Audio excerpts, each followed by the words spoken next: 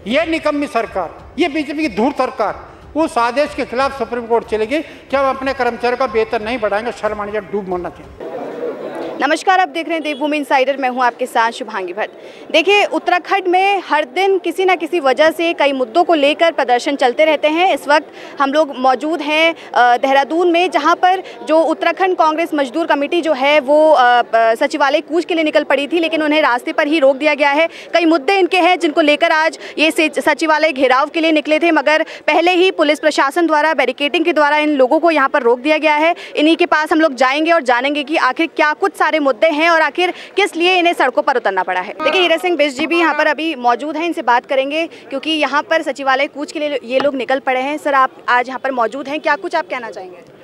मैं यह कहना चाहूँगा कि हाँ, बहुत मजबूरी है। हमारे इंटर राज्य मजदूर कांग्रेस में विभिन्न संगठनों, सरकारी, अर्ध सरकारी, प्राइवेट सेक्टर के, आशा, आंगनबाड़ी, सबने भागीदारी की। यह सांकेतिक प्रदर्शन इस बात का है कि हमें समान कार्य का समान वेतन चाहिए। लगभग 30,000 कर्मचारी संविदा के उत्तराखंड सरकार में है, चाहे उपनल से हैं, चाहे डायरेक्ट हैं कंपनी से। और ये आदेश हाई कोर्ट ने कहा कि संविदा कर्मचारियों को नियमित नहीं कर पा रहे तो समान कार्य के समान वेतन की नीति लागू करो। ये निकम्मी सरकार, ये बीजेपी की धूर्त सरकार उस आदेश के खिलाफ सुप्रीम कोर्ट चलेगी कि हम अपने कर्मचारियों का वेतन नहीं बढ़ाएंगे। शर्म आनी चाहिए, डूब मरना चाहिए।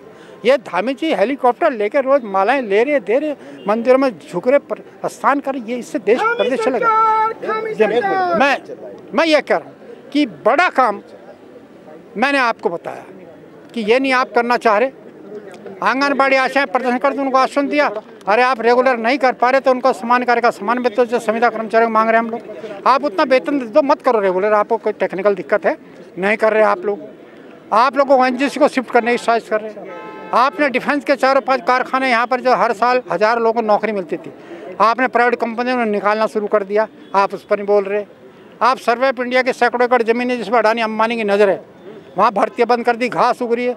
और 10-15 साल बाद देहरादून का वही हाल, बम्बई बुरी हालत होगी, 30-30 मंजिला बिल्डिंग खड़ी होंगी। और ये सरकार बीजेपी की, अमित शाह जी और मोदी जी मिले हुए इसमें, ये दलालों को। दूसरी बात, बड़ी बात कह रहा हूँ मैं बार बार एक बात कह रहा हूँ, सरकार क्यों नहीं खंडन करती कि यहाँ गोल्डन फॉरेस्ट की 1250 हेक्टर है, हजारों बीघा ज़मीनें जो सुप्रीम कोर्ट ने कहा राज्य सरकार में निहित कर दीजिए, लेकिन यूपी के माफियाओं, उत्तराखंड के मंत्रियों, उत्तराखंड के सचिवों ने कब्जा कर रखा, मॉल बना रखे, स्कूल बना रखे, कॉलेज, लेकिन वो सरकार में निहित करने का सरकार क्यों नहीं मुँह खोलती?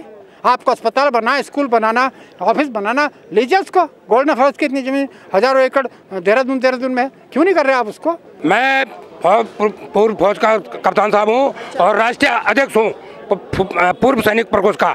मुझे सचिवालय कूच के लिए निकल पड़े हैं, क्या कुछ समस्याएं हैं बताना? इसलिए आए हैं कि हमने जो भी चिट्ठी पत्र दे रखी है यहाँ पर, जिस मित्रों के लिए है, इनको अस्थायी जगह दी जाए। और यहाँ पर जो हम दे रहे हैं, हमने कोर्ट केस के लिए बोला गया, इसमें कोई सुनवाई नहीं हो रही है, मार रहे हैं, पीट रहे हैं, सब कुछ कर रहे हैं। हमारी फैमिली भी गई थी कल, कोई सुनवाई नहीं हो रहे हैं। ये कर रहे हैं कि मारो पीटो, कोई बात नहीं है। अब ये फौजियों की पेंशन बंद कर रहे हैं, क्या कारण है? कांग्रेस सरकार ने बहुत दिया है और बीजेपी सरकार उसको बंद करे, क्या कारण है? समस्याएं हैं, क्यों आज सचिवालय कूच करने के लिए लोग मजबूर हैं?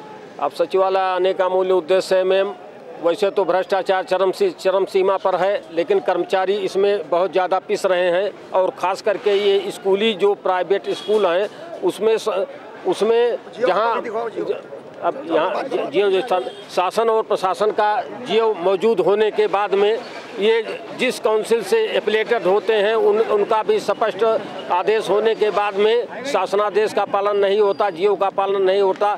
ये कर्मचारियों को, शासन प्रशासन को और अभिभावकों को सबको धोखा देते हैं। और ये जो है कि धोखा दे करके कर्मचारियों का शोषण करते हैं, सबको गुमराह करते हैं। जो लोग संविदा के रूप में कार्य करते हैं, जब वो 60 साल के बाद जब वो रिटायर होते हैं तो उनको कुछ नहीं मिलता, वो खाली आ जाते हैं। तो एनजीसी मैनेजमेंट से हमारा आग्रह है कि रिटायर होने पर उनके पास बहुत सारा CSR का फंड होता है, सहयोग ट्रस्ट का फंड होता है, उसी के आधार पर जो है उसी से कुछ रिटायर कर्मचारियों को कुछ धनराशि दी जाए ताकि वो अपनी सेवा समाप्ति के बाद अपने जीवन यापन कर सकें। तो आपने देखा कि किस तरीके से यहाँ पर हीरा सिंह बिष्ट जी भी मौजूद थे और उन्होंने कई मुद्दों पर हमसे बात करी। उन्होंने भारतीय जनता पार्टी को खरी खोटी भी सुनाई। उसके साथ ही हमने कर्मचारियों से बात करी। उनका एक नहीं दो नहीं बल्कि कई सारे मुद्दे जो हैं उन लोगों ने हमारे सामने रखे, जिस पर वो चाहते हैं कि सरकार द्वारा काम किया जाए। जो भर्तियाँ खाली हैं, बेरोजगार लोग बैठे हुए हैं, उन भर्तियों पर उन बेरोजगारों को लगाया जाए। ऐसे ही कई मुद्दे, चाहे वो अंकिता हत्याकांड को लेकर हो, चाहे वो कर्मचारियों की जो परेशानियां हैं उनको लेकर हो, कई सारे मुद्दे यहाँ पर उजागर हुए हैं। तो अब देखते हैं कि इसके बाद सरकार पर क्या दबाव बन पाता है। कैमरामैन आशु के साथ मैं शुभांगी भट्ट, देवभूमि इनसाइडर। आज ही डाउनलोड करें देवभूमि इनसाइडर ऐप।